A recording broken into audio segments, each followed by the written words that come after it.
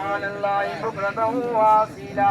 مستقیم پر چلنے کی توفیق عطا فرما یا اللہ۔ جو مسلمان مرد عورت بچے بوڑھے جوان جو ہمارے سامنے نہیں، جس کا انتقال ہو چکا ہے مولا، ان کی بھی گناہوں کو معاف فرما یا اللہ۔ ان تمام مرنے والے مسلمان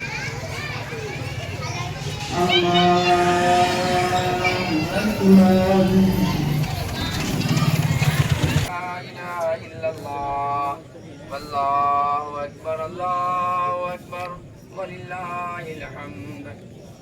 اللہ اکبر اللہ اکبر۔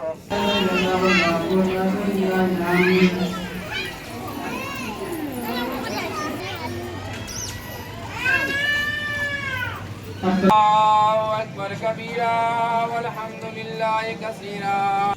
جانکاری دیا جائے۔ یہ جو ہم لوگ بقرعید مناتے ہیں، یہ سیدنا ابراہیم علیہ السلام کی سنت کو زندہ کرتے ہیں، کیونکہ اللہ نے آپ کو بہت زیادہ امتحان لیا، اور سب سے بڑا امتحان یہ لیا کہ سیدنا ابراہیم سے اللہ نے جب کہا کہ اپنے بیٹے اسماعیل کو میرے راہ میں قربان کرو، تو سیدنا ابراہیم علیہ السلام فوراً تیار ہو گئے اور اللہ کے حکم کو پا کر کے سیدنا اسماعیل کو ذبح کرنے کے لیے لے گئے۔ اس کے بدلہ میں اللہ نے جنت سے دمبا کو بھیجا، اس دمبا کو ذبح کیا گیا۔ تو اسی کی سنت کو ہم لوگ زندہ کرتے ہیں۔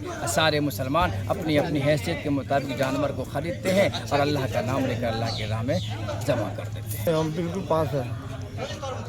چلیے قربانی کے سمے یہ سوہارد بھائی چارے کا پرو ہے۔ مسلمان بھائی اس کو یکجہتی کے ساتھ اس کو مناتے ہیں اور قربانی دیتے ہیں۔ جس کو جو وقت ہے اس کے آدھار پر جو ہے سو لوگ ہر طرح کے جانوروں کی قربانی کرتے ہیں، اور یہ اللہ کا جو پیغمبر ابراہیم علیہ السلام کی سنت کو مناتے ہیں۔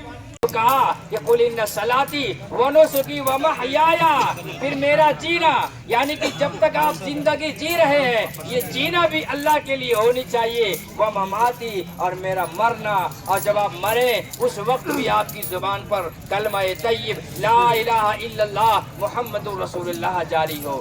آپ مرے بھی تو اللہ کا نام لے کر کے مرے، تاکہ دنیا بھی آپ کا سنورا اور آخرت بھی آپ کا سنور جائے۔ میرے بھائیوں، اللہ تبارک و تعالیٰ نے ہمیں اور آپ کو قربانی کرنے کا جو جذبہ دیا، ابھی ہم لوگ اپنی چھری کو تیز کریں گے اور ایک جانور کے سامنے دوسرے جانور کو ذبح نہیں کریں گے۔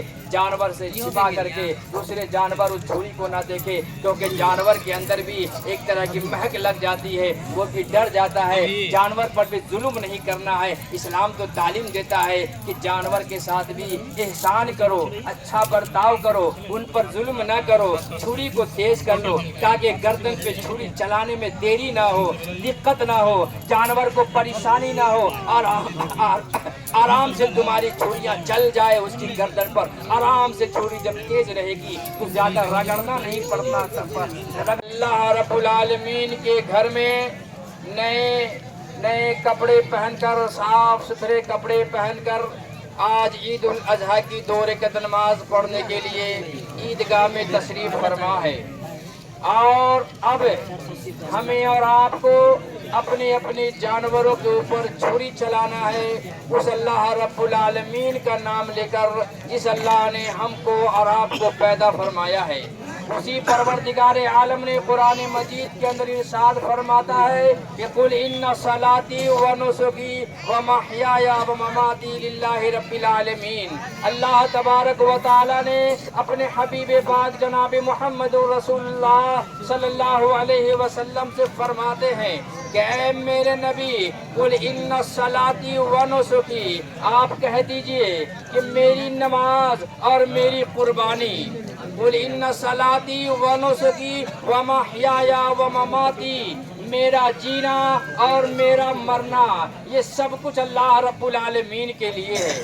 تو پتا چلا میرے بھائیوں، ہم نے جو نماز پڑھی ہے یہ نماز اللہ کے لیے ہم نے پڑھی، اللہ کی عبادت ہم نے کیا، اللہ کے سامنے ہم نے جھکا، اپنی پیشانی کو ہم نے اللہ کے سامنے میں جھکایا، وہ بھی کہاں؟ چٹیل میدان میں ہم نے آیا جہاں ہمارے سر پر کوئی سایہ نہیں ہے، کوئی چھت نہیں ہے، دھوپ شدت کی ہے، سورج سامنے ہے، گرمی لگ رہی ہے، پسینے میں چور ہے، لیکن یہ حکم हुक्म है, फरमान नबी का, नबी पाक सल्लल्लाहु अलैहि वसल्लम का फरमान है कि लोगों निकलो, मैदान में निकलो ईद की नमाज के लिए।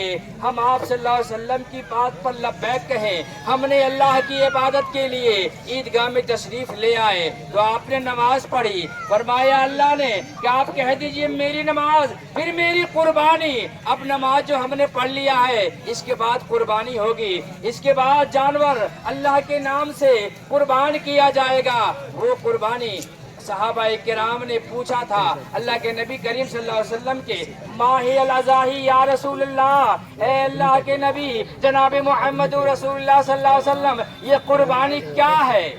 तो आप सल्लल्लाहु अलैहि वसल्लम ने फरमाया, सुन्नत अबीकुम इब्राहिम, ऐ मेरे सहाबा ये तुम्हारे बाप इब्राहिम की सुन्नत है।